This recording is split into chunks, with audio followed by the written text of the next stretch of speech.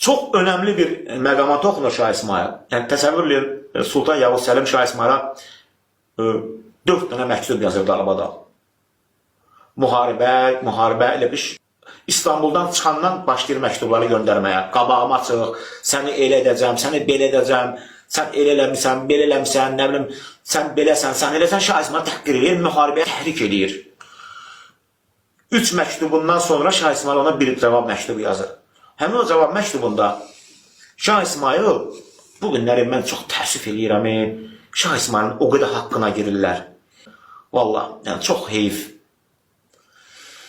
Şah İsmayıl deyir ki, Yavuz Səlimə, gəl deyir, biz Əmir Teymurla İldırım Bəyazidin müharibəsini təkrarlamayaq deyir. Deyir, mən istəmirəm deyir, o zamanki olaylar yaşansın. Yəni Şah İsmayıl burada türklüyə vurğu eləyir.